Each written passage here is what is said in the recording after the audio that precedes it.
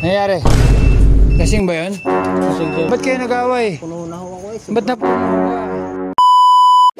Okay, may tawag sa atin. Responde tayo dito sa may Pitong Gatang. Punta na natin. Dito na rin yung mga bantay-bayan natin ng Barangay sa Higa. Nangyari? Lasing ba yun? Lasing sir. Lasing? Ah, hindi. Asan siya? Asan yun? Nandun sa loob. Tara! Ah, ito ang mga. Nadulo ba? Hindi na motor na kami. Yes sir. Nakandala kami.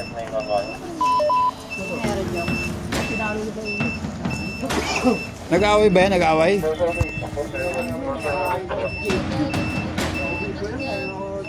Motor na tayo, malayo yun. Tara, tara, so!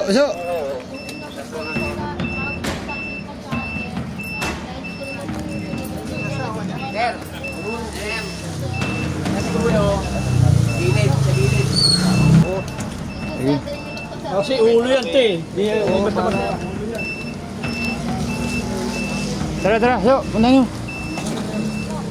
Nakapas mo patrol, bagal eh. Hindi ka mamakit. Oh, angkas, angkas. Angkas ka. Hindi ka mamakit eh. Angkas. Sir, dyan lang. Dyan ka lang. Nakandala kami. Ay, imbitahan natin at away mag-ano lang to. Away mag-asawa. Hindi naman reklamo. Ngayon, kausapin ko lang daw ngayon mas maganda madala sa barangay para doon kausapin at ano bang nangyari. Kilala ko niyan? Hindi ko alam.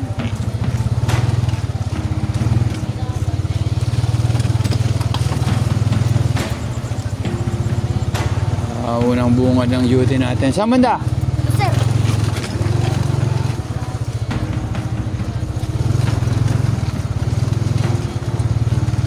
Sana? Yes, sir.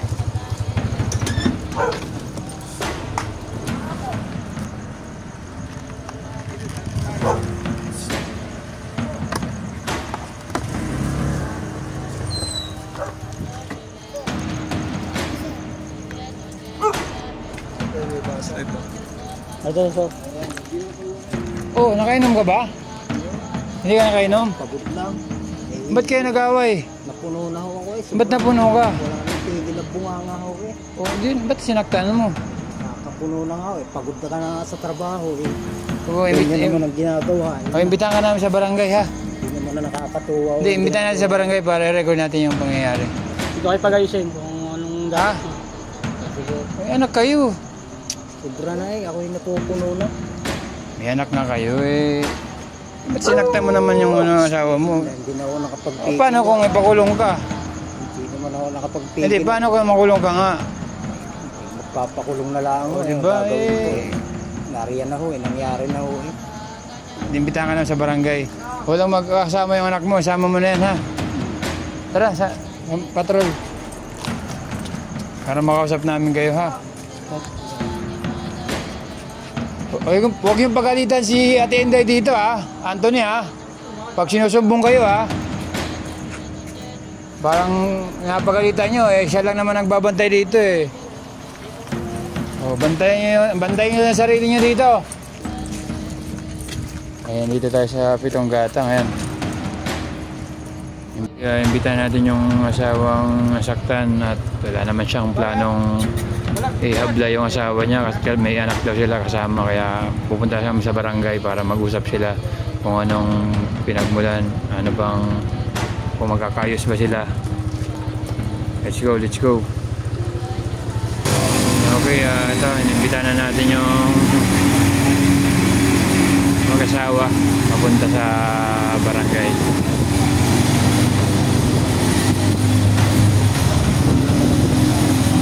Time check, 10:59. A few moments later. Oh, nandito na kayo sa barangay. Ba't kayo nag-away, ate, kuya? No, ate, kasundo naman kayo. Kasi, kaya pinapunta ko kayo dito para dito kayo mag-usap sa barangay dahil nag-away nga kayo doon.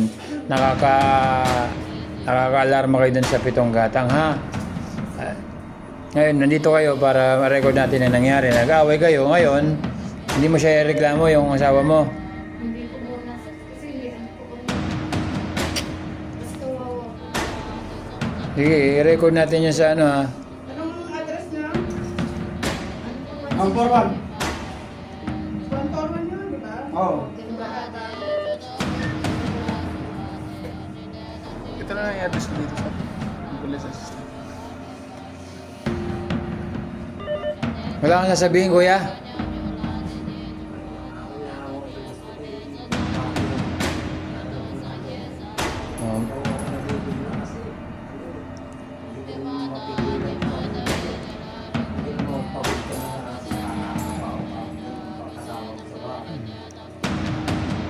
Sige na, ano, magkakayos kayo. Ilalagay niyo sa barangay, ha? Ano ba, ate, ha? Na may nangyaring ganito.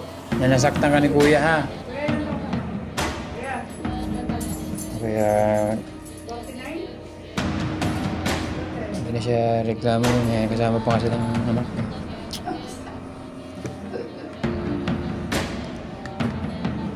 At usap sila dito at dito na sila mag-ayos sa barangay.